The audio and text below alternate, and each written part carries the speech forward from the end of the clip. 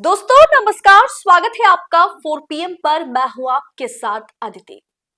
ED अब प्रवर्तन निर्देशालय नहीं, ईडी इज इक्वल टू जबरन वसूली निर्देशालय। जी हां, ममता के सांसद महुआ मैत्रा यही कहते हुए दिल्ली में आज भयंकर प्रदर्शन किया। और सिर्फ महुआ मैत्रा नहीं, सभी टीएमसी सांसदों ने अमित शाह के आवास के बाहर भयंकर प्रदर्शन किया, जिसके बाद सबको वहां से डिटेन किया गया। और डिटेंशन से छूटने के बाद ममता बनर्जी के सांसद महुआ मैत्रा ने भरी हुंकार कहा कि प्रवर्तन निर्देशालय इज इक्वल टू ईडी नहीं है, ईडी इज इक्वल टू वसूली जबरन वसूली निर्देशालय है। बीजेपी के ये जो ईडी मॉडल है, जिसके जरिए चुनाव से पहले किसी स्थिर सरकार को अस्थिर किया जाता है, उसकी पोल पट्टी महुआ मैत्रा ने खोल दी है। दोस्तों, आप जानते हैं कि आज सुबह से चाहे कोलकाता की बात करें चाहे दिल्ली की बात करें, पश्चिम बंगाल की राजधानी कोलकाता और हमारे देश की राजधानी में यानी दिल्ली में जिस तरीके से टीएमसी सांसदों ने, टीएमसी लीडर्स ने प्रोटेस्ट किया है। कोलकाता में तो खुद ममता मार्च करने उतरी थी।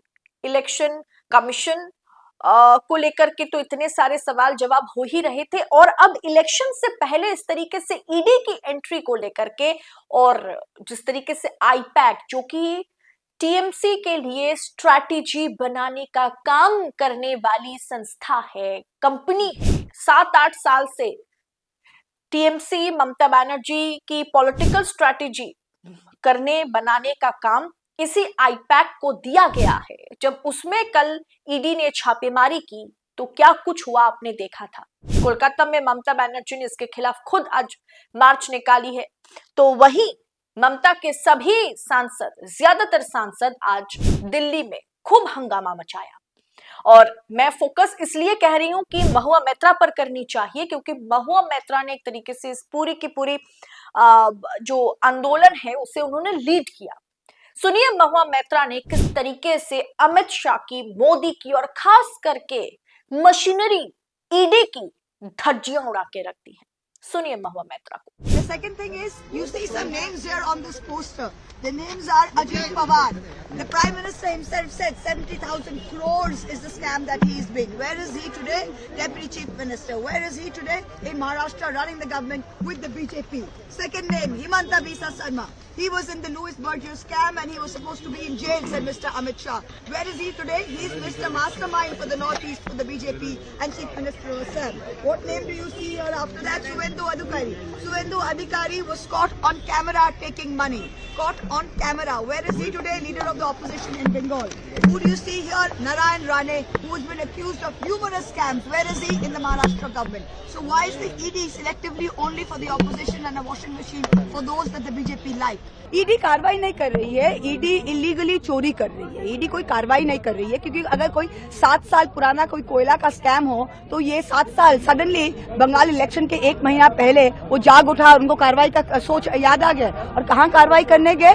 जो आईपैक कोई छुपा हुआ संस्था नहीं है। आईपैक सबको ही जानता है इंडिया में कि आईपैक इलेक्शन का स्ट्रैटेजिस्ट, इलेक्शन कंसल्टेंट है तृणमूल कांग्रेस का, आज से नहीं पिछले 7-8 साल से। और हमारा सारे सर्वेज, हमारे सारे कैंडिडेट लिस्ट, हमारा जो भी इलेक्शन इन्फॉर्मेशन है वो आईपैक के पास है, क्योंकि वो ये काम करता है। उसी के मैं ऑफिस में डाका डाल रहा, हम तो ये बोलेंगे छापा नहीं, ये डाका डाले ईडी, और हमारा सारा इन्फॉर्मेशन ले रहे थे। और वहां हमारा फर्ज बनता है, ये हमारा पार्टी का इन्फॉर्मेशन है कि वो हम प्रोटेक्ट करें। और उसीलिए ममता बनर्जी वो शेरनी है, वो जाके उनका डाके पे वो खुद उल्टा रिवर्स छापा दे दिया, उनको रोक दी। ये ममता बनर्जी कर सकती है। और आज सुबह हम लोग आए हैं 8 MP और हम गृह मंत्रालय के बाहर हम प्रदर्शन कर रहे थे, पीसफुल प्रदर्शन। हम लोग को उठा के आप देखे कैसा टान के हिचड़े करके यहाँ पे ले आए हैं। अभी आप देख रहे हैं, और यहीं पे हम लोग है। और आज 2 बजे ममता बनर्जी भी कलकत्ता में पहले SIR और अब ये, मैम क्या लगता है इलेक्शन की वजह से सारा?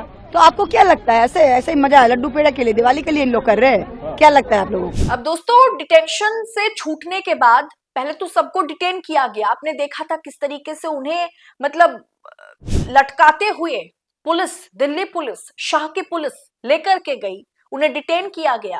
और उसके बाद जब उन्हें छोड़ा गया तो महुआ मैत्रा का कहना है, जिसे टीएमसी ने भी कोट करते हुए ट्वीट किया। ट्वीट आपके स्क्रीन पर है। जबरन वसूली निर्देशालय, जी हाँ, ईडी अब जबरन वसूली निर्देशालय बन गई है। नकाब उतर गया है।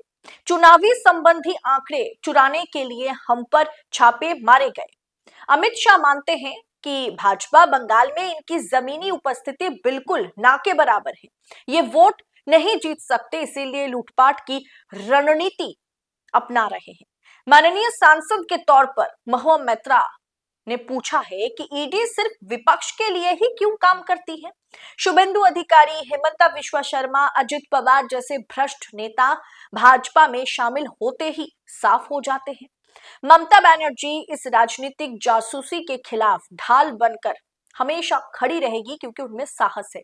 लोकतंत्र को कुचलने के लिए एजेंसियों का दुरुपयोग करने पर भाजपा को शर्म आनी चाहिए।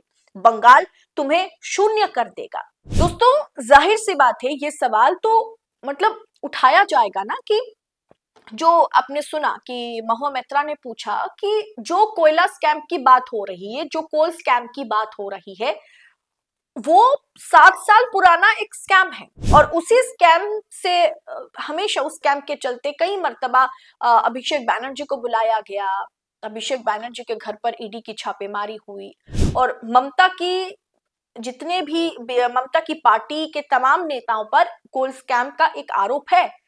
और ईडी, देखिए, आप जांच कीजिए, यहां मैं ममता की गुणगान करने के लिए बिल्कुल नहीं बैठी हूं। कोल स्कैम है, कोयला स्कैम है, तो उस पर जांच होनी चाहिए, बिल्कुल होनी चाहिए। लेकिन चुनाव से महज 1 महीने पहले, 2 महीने पहले अगर आप उसी संस्था पर छापेमारी करते हैं, जो संस्था ममता और टीएमसी का जो पूरा का पूरा डेटा है, चुनावी डेटा है, उसे अपने पास इकट्ठा करके रखी है चुनाव से पहले। कोल स्कैम को आप 7 साल तक चिमटे से भी छू करके भी देखते नहीं है। 2-4 बार चुनाव से पहले हमेशा अभिषेक बैनर्जी हो या ममता के बड़े बड़े लीडर को, ममता को तो ईडी छू नहीं सकती, उनके नेताओं को, मंत्रियों को जब ईडी छूने की कोशिश करती है, वो भी चुनाव से पहले, और उसके बाद उस मामले को पूरी तरीके से रफा दफा कर दिया जाता है। और इसीलिए आज महुआ मैत्रा ने पूछा कि 7 साल से जो कोल स्कैम का केस चलता आ रहा है, आप उस पर फोकस नहीं करते, लेकिन जैसे ही चुनाव नजदीक है, अब उस संस्था पर डाका डालते हैं। उन्होंने इसी शब्द का इस्तेमाल किया, डाका डालना, रेड नहीं।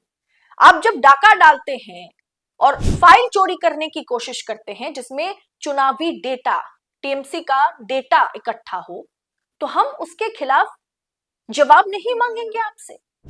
दोस्तों, आप भी जानते हैं, मतलब नाम गिनाओ तो वो कम पड़ जाएगा। शुभेंदु अधिकारी, अगर मैं पर्टिकुलरली बंगाल की बात करूं, बंगाल के आसपास की बात करूं, शुभेंदु अधिकारी जो खुद शारदा चिटफंड केस में फंसे थे, जो खुद कोयला स्कैम में फंसे हुए थे, जिन पर ईडी सीबीआई के मामले दर्ज थे, जैसे ही वो भाजपा ज्वाइन कर लेते हैं, सारा मामला रफा दफा हो जाता है, समझौता हो जाता है।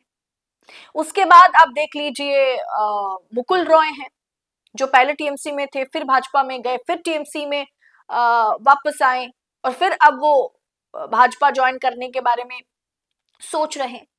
इन पर भी शारदा चिटफंड, कोयला घोटाला, तमाम केसेस दर्ज है। लेकिन हाँ, अगर आप भाजपा में हैं तो 7 खून माफ है। हेमंता विश्व शर्मा को देख लीजिए, अजित पवार को देख लीजिए, नारायण राणे को देख लीजिए, अब किसी को भी उठाकर देखिए, जैसे ही वो वॉशिंग मशीन में धुल जाते हैं, उनका सारा 7 खून माफ हो जाता है। और चुनाव से पहले ही ईडी को क्यों कोयला स्कैम के बारे में पता लगाने की जरूरत पड़ गई? अभी तक ईडी क्या सो रही थी? महुआ मैत्रा हो, चाहे डेरेक ओब्रायन हो, चाहे शताब्दी रॉय हो, जितने भी सांसदों ने आज अमित शाह के घर के बाहर प्रदर्शन किया, जिसे बाद में डिटेन किया गया और पुलिस उठा करके ले गई, और बाद में जब उन्हें छोड़ा गया तो उन्होंने खुल करके ईडी, अमित शाह और भाजपा के खिलाफ जहर उगलने की तो बात नहीं करूंगी, लेकिन जिस तरीके की टीका टिप्पणी की जा रही है वो अनपार्लियामेंट्री तो है, वो थोड़ी बहुत अनपार्लियामेंट्री तो है, लेकिन करे क्या? आप इस तरीके से एसआईआर कर रहे हैं कि आपके वोट बैंक, विपक्ष के वोट बैंक गायब किए जा रहे हैं। उसके बाद आप इस तरीके से जो स्ट्रैटेजी बनाने वाली कंपनी है जिसके पास इलेक्शन के सारे डेटा मौजूद है, अब उन पर छापेमारी करते हैं। अब ईडी तो अमित शाह के अंडर है, अब वो सारी फाइल कहां पहुंचेगी आप भी अच्छे से जानते हैं, होम मिनिस्ट्री। अब कुल मिलाकर के देखा जाए दोस्तों तो ममता एंड कंपनी, ममता की पूरी टीम अमित शाह से, भाजपा से सिर्फ राज्य स्तर पर नहीं, स्टेट लेवल पर नहीं, नेशनल लेवल पर भी लड़ने को पूरी तरीके से तैयार है। और बंगाल चुनाव इस बार वाकई बहुत दिलचस्प होने वाला है। फिलहाल इस रिपोर्ट पर आज आपकी राय क्या है? आज की जो स्थिति आपके सामने हमने रखी है, इसे आप किस अंदाज में देखते हैं? कमेंट बॉक्स में बताइएगा जरूर। ऐसी तमाम खबरों को यूं ही पड़ताल के साथ पाने के लिए 4 PM न्यूज नेटवर्क के साथ बने रहें। मुझे दीजिए इजाजत, बहुत बहुत शुक्रिया आप सभी का। जय हिंद, जय भारत।